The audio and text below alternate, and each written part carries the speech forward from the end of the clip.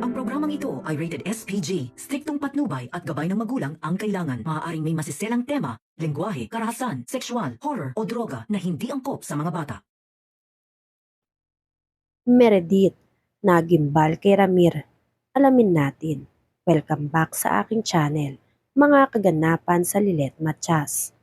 Pinanalangin ni Spanky na sana ay nagsisinungaling lang si Lilet sa lahat ng sinasabi nito para hindi na mahirapan si Attorney Meredith na mamili kung kanino ba dapat maniwala si Attorney Meredith. Pero kung nagsasabi man ng totoo si Lilet, paano naman daw ang side nitong si Era? Ano kaya ang mas malalim na dahilan ni Era para magawang magsinungaling sa mami niyang si Meredith?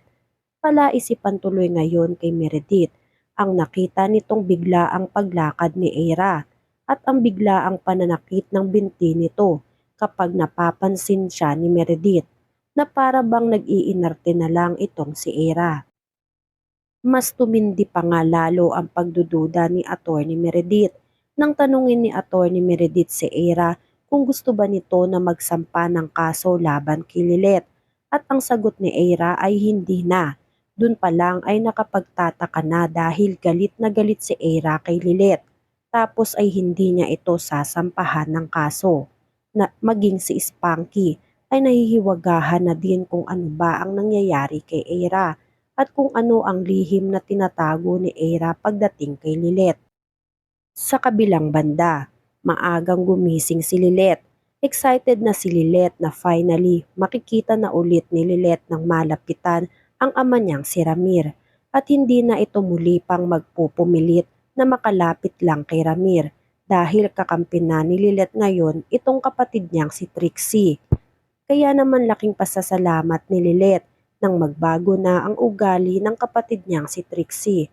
At isa pa nga ay mabuti na lang at umalis muna sandali itong si Patricia para magkapag-asikaso ng mga lupa ng magulang nila.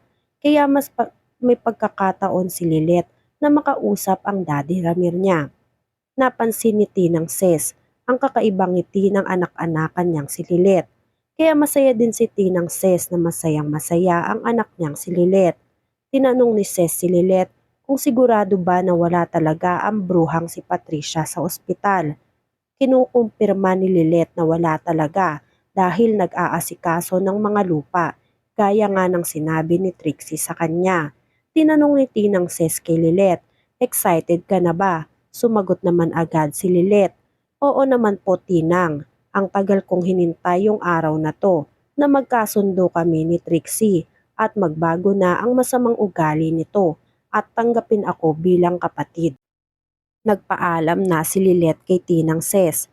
Pinag-ingat ni Ses si Lilet dahil baka biglang sumulpot si Patricia at saktan ulit si Lilet. Tumugon si Lilet, "Opo Tinang, hindi na po mangyayari yon. May kakampi na ata ako." Nandun naman si Trixie. Samantala, nag-aantay naman si Trixie sa ospital sa pagdating ni Lilet at pagdalaw nito sa ospital. Kinausap ni Trixie si Ramir na may sorpresa ito sa kanya. Maya-maya, pagdating ni Lilet sa ospital, dumiretso agad si Lilet sa kwarto nitong si Ramir. Nakangiti agad si Lilet nang masilayan muli ang ama niyang si Ramir. Hindi alam ni Lilet na hirap pang magsalita si Ramir dahil sa nangyari sa kanya. Naluha si Lilet sa sobrang tuwa nang makita muli si Ramir at mahawakan. Ikwinento ni Trixie kung ano ang kalagayan ni Ramir na sa ngayon ay nahihirapan pa si Ramir na makapagsalita ulit ng maayos. Pero may solusyon pa kung paano maibabalik ang dating ayos ng pananalita ni Ramir. Basta mag-therapy lang ito at tsak ay makakapagsalita ulit ito ng maayos at mababalik sa normal kung ano man ang nawala kay Ramir. Nabuhayan ng loob si Lilet dahil buong akala ni Lilet ay hindi na makakausap pa ng maayos itong si Ramir.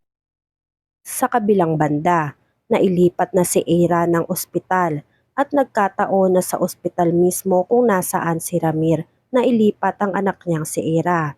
Kaya habang inaasikaso ni Meredith ang mga dapat asikasuhin sa labi ng ospital ay hindi sinasadya ni Attorney Meredith na makinig sa usapan ng mga nurse tungkol sa babaeng masungit at sa wakas ay ilang linggo daw itong mawawala. Kaya good vibes lahat ng nurse dahil wala nang malamonster na si Patricia. Na-curious si Attorney Meredith. Napatanong tuloy si Attorney Meredith sa nurse kung sino ang tinutukoy ng mga ito. Agad namang inamin ng mga nurse na si Mrs. Engano ang tinutukoy nila dahil napakasungit daw nito kapag nasa ospital. Mabuti na lang at mawawala ito ng ilang linggo. Nagpasalamat si Meredith sa mga nurse. Maya-maya may naisip si Meredith na chance na ulit ito ni Meredith para silipin si Ramir kung ano na ang kalagayan nito. Nang sa ganon ay matanong na din ni Meredith kung ano ba talaga ang pag-uusapan sana nila ni Ramir bago pa ito maospital. Kaya nakapagdesisyon si Meredith na sumadya muna sa kwarto ni Ramir habang wala pa si Patricia. Sa kabilang banda, sa gitna ng pag-uusap ng dalawang magkapatid na si Lilet at Trixie, nagulat si Trixie nang biglang may kumatok sa pinto. Ganon din itong si Lilet. Buong akala nila ay nakabalik na agad si Patricia sa ospital at nakaramdam ito na papupuntahin talaga ni Trixie si Lilet dahil malambot na ang puso ni Trixie kay Lilet. Lumapit si Trixie sa pinto at pinagbuksan kung sino man ang kumakatok. Nagimbal si Lilet nang makita si Attorney Meredith. Ganon din si Meredith nang makita si Lilet na nandun mismo sa kwarto ni Ramir. Sa pagtataka ni Trixie kung sino at kung ano ang kaano-ano ni Ramir si Attorney Meredith ay nagpaliwanag agad si Meredith. Client ko si daddy mo before. Nag-email kasi si Ramir bago siya maospital. May sasabihin daw kasi siya sa akin. O pwede bang makapag-usap muna kami ni Ramir kahit saglit? Nagtinginan si Trixie at Lilet kung ano ang magiging desisyon nila. Pumayag si Trixie at lumabas na silang dalawa ni Lilet para makapag-usap at makausap ni Meredith si Ramir. Yun nga lang ay kung paano nga makakausap nitong si Meredith si Ramir kung naapektuhan ang pagsasalita ni Ramir.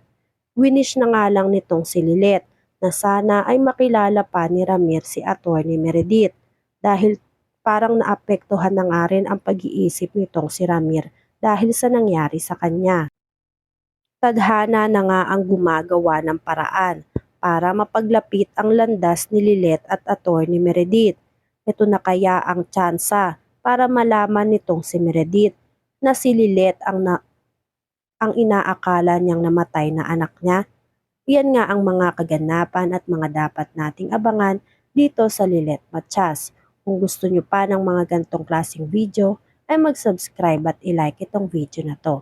Maraming salamat po.